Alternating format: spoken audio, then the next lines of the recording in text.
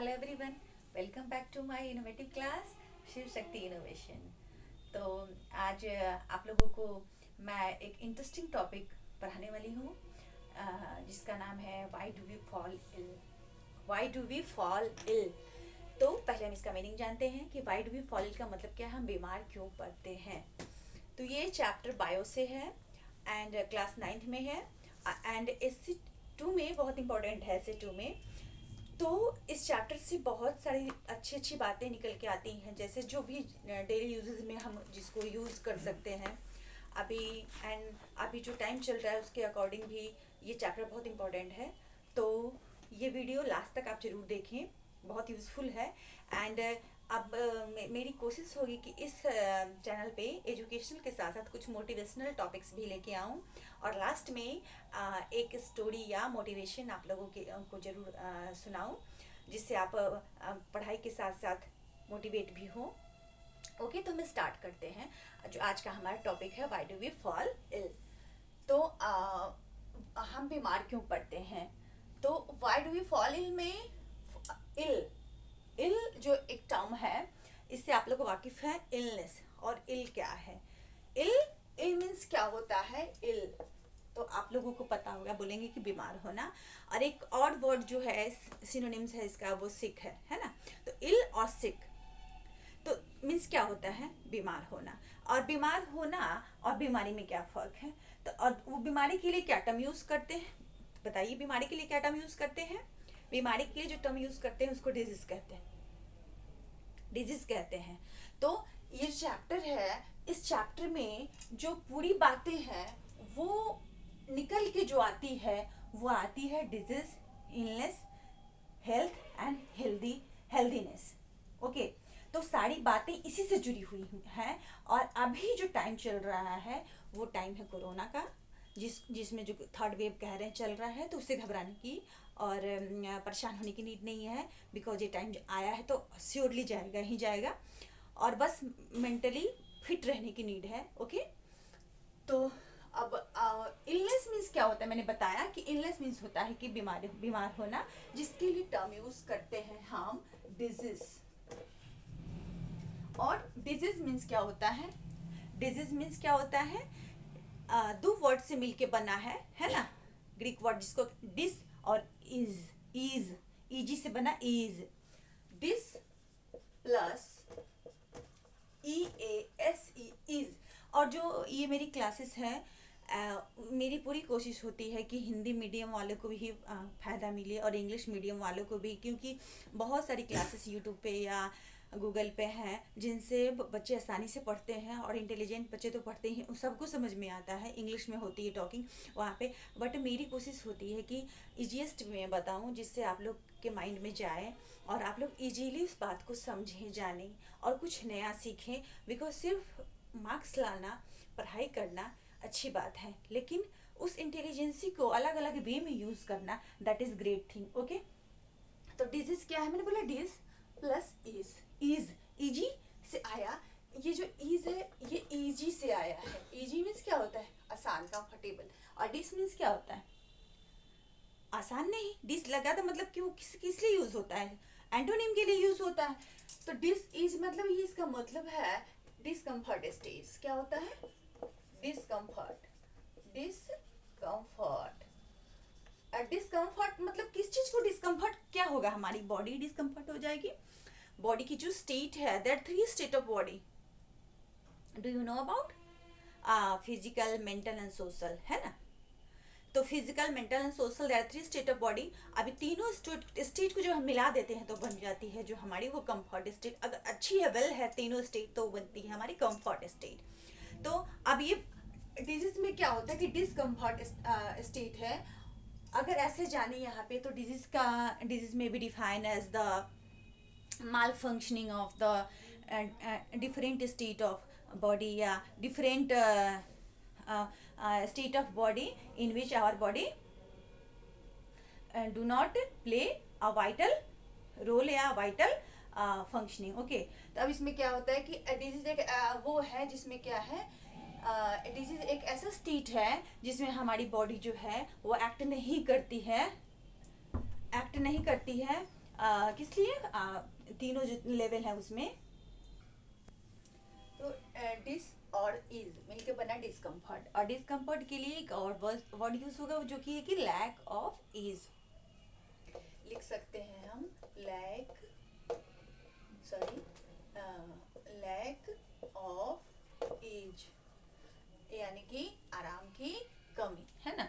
तो discomfort state of body, like क्या, physical, social and mental, तीनों स्टेट जो है वो डिस्कम्फर्ट कंफर्ट है, जिसकी वजह से क्या होता है वहाँ पे कि जो वाइटल रोल है, वाइटल एक्टिविटीज़ हैं जो लाइफ की बॉडी की, वो परफॉर्म प्रॉपरली नहीं कर पाती, जिसको कहते हैं माल फंक्शनिंग या improper functioning of the body. Okay, तो अब डिजीज का जस्ट अपोजिट जो वर्ड आता है वो क्या है, हेल्दी या हेल्थ, हेल्दी या हेल्थ, है ना।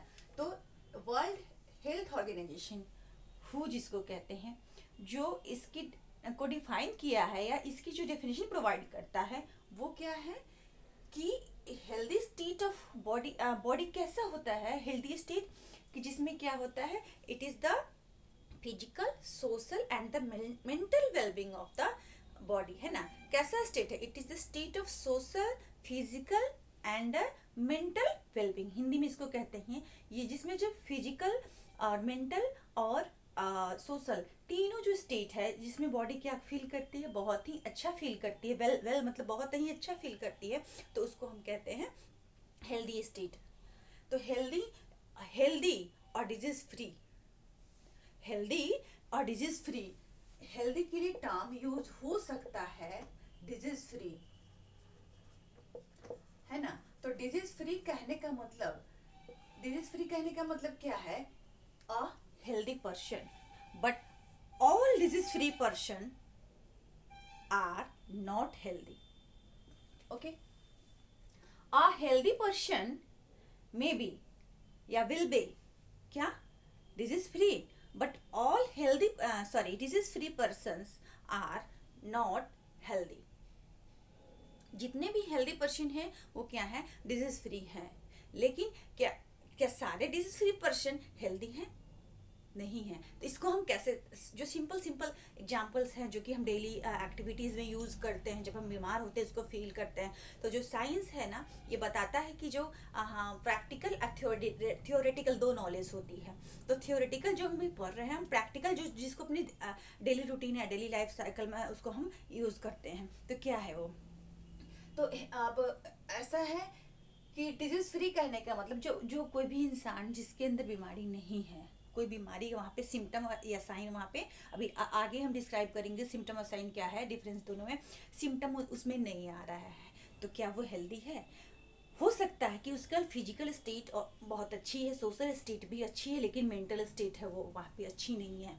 ओके, फिजिकली वो फिट है, हेल्दी है और सब कुछ अच्छे से खा रहा है, डाइट भी पूरा ले रहा है, सो भी रहा है, लेकिन और सोशली मेंटली भी अच्छा है, सोशली अच्छा नहीं। तो यहाँ पे जो हेल्दी कहने का मतलब है कि तीन जो स्टेट है वो जो है वो तीनों स्टेट में वेल होना चाहिए। फिजिकल कौन सा स्टेट है, फिजिकल, सोशल एंड मेंटल, और ये तीनों स्टेट का जो सुप्रीम है, जो सबसे ऊपर है, वो कौन सा स्टेट है, वो मेंटल है। मेंटल स्टेट अभी के टाइम में जो मेंटल स्टेट है वो आप सबको, सारे स्टूडेंट्स को या किस स्टूडेंट क्या एनी पर्सन, किसी को भी मेंटली फिट होना, मेंटली स्ट्रांग होना बहुत जरूरी है।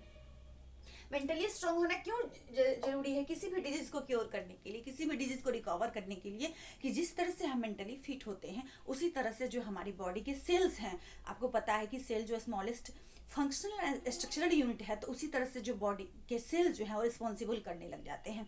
तो इसके लिए मैं एक कहानी है जो कि मैं बताऊंगी बाद में, कहानी के क्लास के लास्ट में, तो आप पूरी वीडियो पे बने रहे, पूरी वीडियो जरूर देखें, है ना। तो मेरी कोशिश होगी कि रोज़ एक अच्छी सी मोटिवेशन या थॉट लेके आऊँ और आप लोगों को बताऊँ, जिससे आप मोटिवेट हो पढ़ाई को लेके, क्योंकि अभी फिर दोबारा से ऑनलाइन क्लासेस स्टार्ट हो गई है, तो घबराने की नीड नहीं है, कोई बात नहीं, अभी थोड़े दिन में फिर नॉर्मल हो जाएगा सब कुछ। ओके, तो क्या मैंने बताया कि मेंटल स्टेट क्यों जरूरी है, सबसे ऊपर क्यों है, क्योंकि फिजिकली फिट है, सोशली भी फिट हैं और मेंटली फिट नहीं हैं। तो फिर मेंटली जब फिट नहीं है तो फिर दोनों स्टेट है वो सारा गड़बड़ हो जाएगा। कैसे गड़बड़ हो जाएगा? अगर मेंटली फिट नहीं है तो अगर हम मान ली मेंटली फिट में क्या आता है, फिजिकली में तो जो डिजीज आते हैं वो आ गए। सोशली में क्या है कि जहाँ कहीं भी जा रहे हैं तो ग्रुप में हम या कम्युनिकेट किसी के साथ नहीं कर पा रहे, किसी के साथ इंटरेक्ट नहीं कर पा रहे अच्छे से, है ना।